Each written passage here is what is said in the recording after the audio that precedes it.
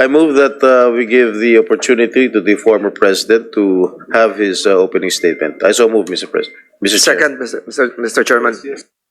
Yes, it was never the intention to deny the former president to give his opening statement, but upon motion of my colleagues, we are going to give the president the first priority now to give us his opening statement. Mr. President, you are recognized.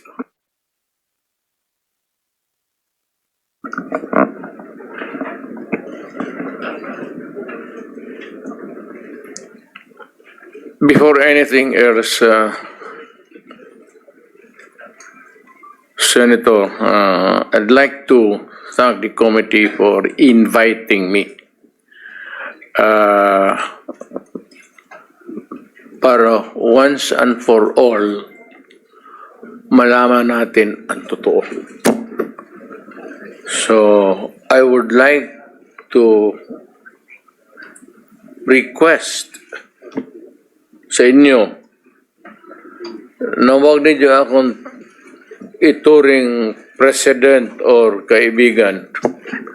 Treat me as a witness and tignan natin kung lalabas yung totoo.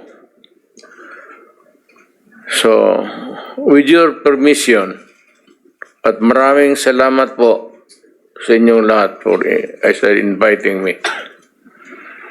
I'd like to start.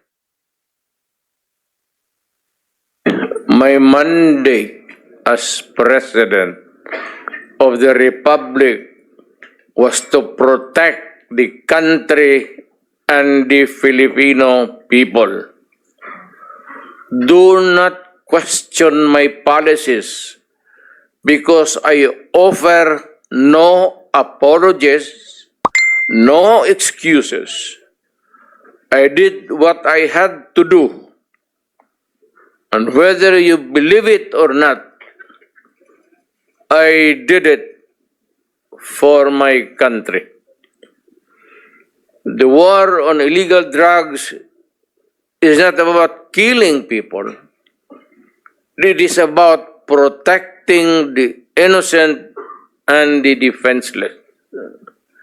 The war on drugs is about the eradication of illegal substances such as shabu, cocaine, heroin, marijuana, party drugs, and the like, as a menace which ruins people, families, communities, and relationships, and tears apart the social fabric which binds society together in peace, harmony, and brotherhood.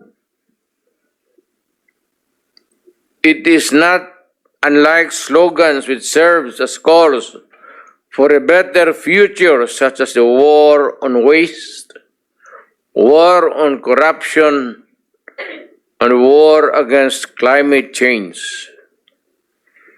I have always viewed people addicted to illegal drugs as victims and patients requiring medical help and not as criminals. That is why when the war on drugs slogan came into being, coined as first as a message to the people of Davao City to stay away from illegal drugs. But at the same time, I had a drug rehabilitation facility constructed in Davao City, a city government expense, manned by Davao City government doctors, psychiatrists, nurses, and health workers, among others, to look after the complete rehabilitation of those addicted to illegal drugs. I believe then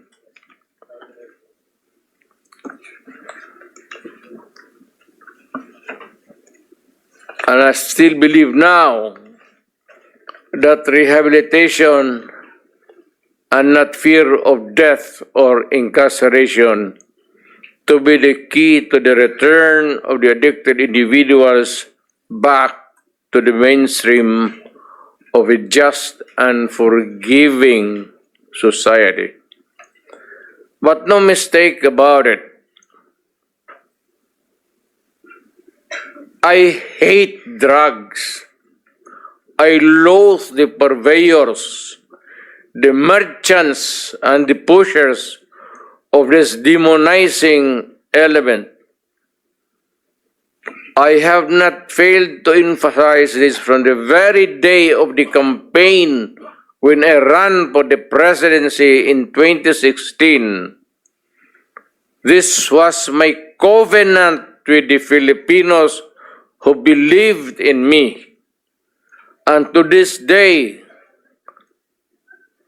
must still agree with what in government have achieved. It is unfortunate that drug-related crimes are on the rise again. Every day you can read about children being raped, people getting killed and robbed. And just recently, a drug den was raided within the Malacañang complex. This clearly manifests that the purveyors of this menace are back in business.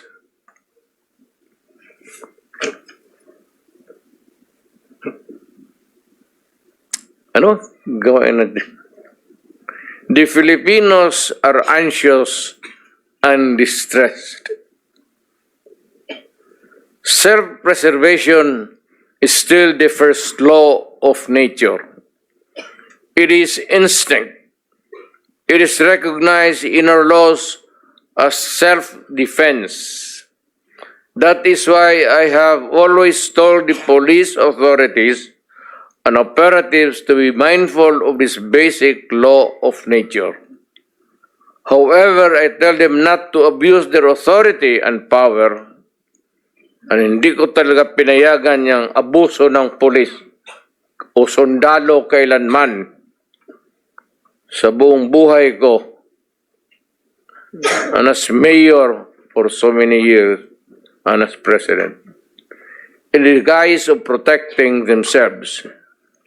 But when your very life is placed at risk and it can be snuffed out in a matter of seconds, then and only then must you act accordingly. Repel the aggression only in self-defense. Alam mo, matagal ako nagturo sa aming bayan sa Police Academy. When I was a prosecutor, to augment my income noon na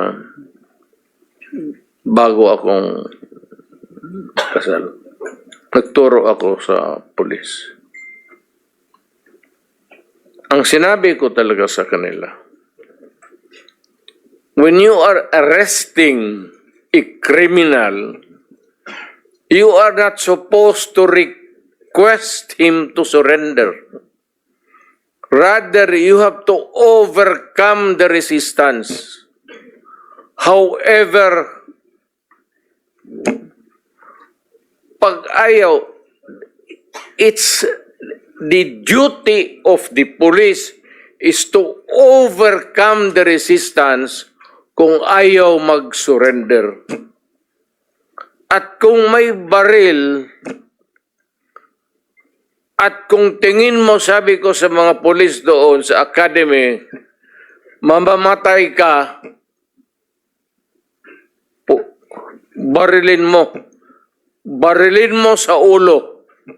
Patayin mo at least one less criminal in the community. Yun ang utos ko when I was a fiscal and I was a professor doon sa Police Academy. Yun ang turo ko sa kanila. No quarters given, no quarters asked. Criminal ito. Repel the aggression only in self-defense. Do not make orphans of your children and widows of your wives. I don't want that in my conscience as mayor and president. Hindi ko mabigat yan sa konsensya ko. I have warned. But before that, my job as president was never easy. And it was not meant to be. I have tried to do the best I can to address the problem of illegal drugs firmly and without compromise.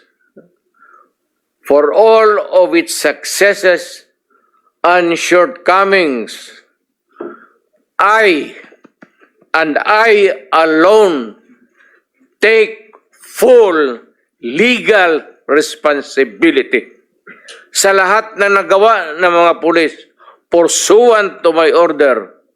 Ako ang managot at ako ang makulong. Huwag yung pulis na sumunod sa order ko. Kawawa naman, nagtatrabaho lang. Yun ang gusto kong sabihin sa Pilipino at mabutit niyaya ninyo ako dito. Once and for all, yan ang gusto kong sabihin sa tao.